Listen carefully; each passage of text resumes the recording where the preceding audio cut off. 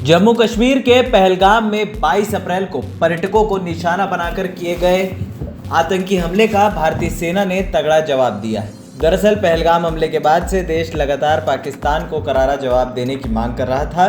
PM Narendra Modi खुद भी ऐलान कर चुके थे कि आतंकियों की बची खुची जमीन को भी इस बार मिटा दिया जाएगा। देश को 15 दिन से जिस एक्शन का इंतजार था, आखिरकार वो आज पूरा हुआ। दरअसल भारतीय सुरक्षा बलों ने ज्वाइंट ऑपरेशन करते हुए मंगलवार देर रात करीब 1:30 बजे पाकिस्तान और पीओके में स्थित 9 आतंकी ठिकानों पर एयर स्ट्राइक की।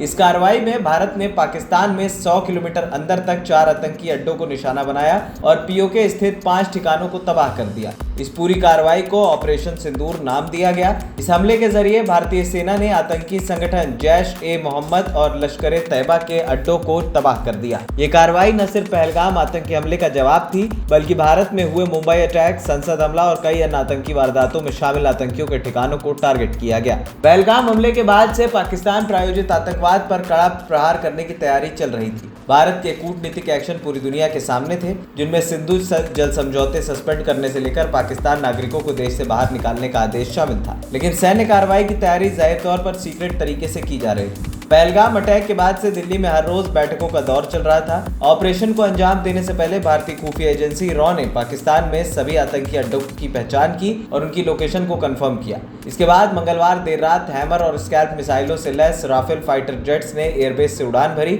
और पाकिस्तान में पहले से तय टारगेट पर गोला बारूद गिरा, जिनमें इन ठिकानों को बड़ा नुकसान हुआ। जानकारी ये भी है कि एयर स्ट्राइक में 90 से ज्यादा आतंकी मारे जा चुके हैं। वहीं पहलगाम आतंकी हमले की जिम्मेदारी लश्कर के मुखौटा कहे जाने वाले आतंकी संगठन टीआरएफ ने ले ली थी। इसके अलावा भारत में हुए आतंकी हमलों में हिजबुल मुजाहिदीन के अलावा लश्कर और जैश जैसे संगठनों का हाथ रहा। इसी को ध्यान में रखते हुए एयर स्ट्राइक के दौरान बहावलपुर स्थित जैश के हेडक्वार्टर मरकज सुभान अल्लाह, लश्कर का कैंप मुरीद के, मैमूना स्थित हिजबुल का ट्रेनिंग कैंप, बरनाला में आतंकी अड्डे, Kotli, Sir John camp, Bilal camp, Gulpur और लश्कर का कैंप सवाई जैसे आतंकी अड्डों को निशाना बनाया गया। इस कार्रवाई में लश्कर के 7 और जैश के 2 ठिकानों को तबाह किया गया है। हालांकि किसी भी भारतीय विमान ने बॉर्डर क्रॉस नहीं किया, बल्कि मिसाइलें और जेट्स के जरिए गोला बारूद दागे।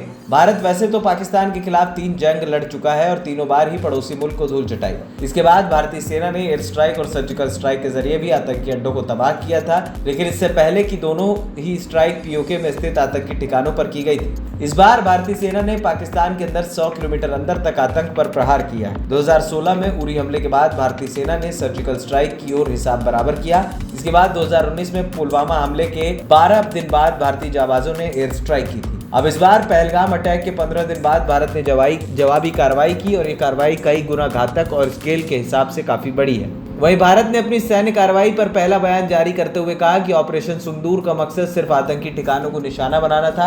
इसमें पाकिस्तान के सैन्य ठिकानों को टारगेट नहीं किया गया। ऑपरेशन में सिर्फ पाकिस्तान और पीओके में स्थित उन आतंकवादी ठिकानों को निशाना बनाया गया जहां से भारत के खिलाफ आतंकी हमलों की प्लानिंग की जा रही थी और उन्हें अंजाम दिया जा रहा था। भारत ने साफ किया है कि एक्शन गैर उकसावे वाली कार्रवाई है। अब पाकिस्तान दुनिया के सामने अपना दुखड़ा रोते हुए झूठे दावे कर रहा है, जबकि सच्चाई शीशे की तरह साफ है। पाकिस्तान से ऐसी तस्वीरें आ रही जिसमें तबाह हुए आतंकी अड्डों को साफ देखा जा सकता है। आम लोग भी हमले के बाद तबाह हुए ठिकानों की तस्वीरें सोशल मीडिया पर साझा कर रहे हैं। साथ ही कुछ वीडियोस भी सामने आए हैं जिनमें आतंक के खिलाफ की गई भारत की कार्रवाई को देखा जा सकता है। इस एयर स्ट्राइक से बौखलाया पाकिस्तान अब जवाबी कार्रवाई कर सकता है। इस वजह से एयर स्पेस पर कड़ी नजर रखी जा रही है। साथ ही सीमा से सटे भारतीय एयरबेस को हाई अलर्ट पर रखा गया है ताकि किसी भी तरह की स्थिति से निपटा जा सके। भारतीय वायुसेना बालाकोट एयर स्ट्राइक के दौरान पहले भी पाकिस्तानी विमानों को धूल चटा चुकी है। वहीं पाकिस्तान में ऑपरेशन सिंदूर के जरिए भारत ने आतंकवाद के खिलाफ अपनी जीरो टॉलरेंस की नीति को एक बार फिर दर्शाया। इस ऑपरेशन के बाद भारत के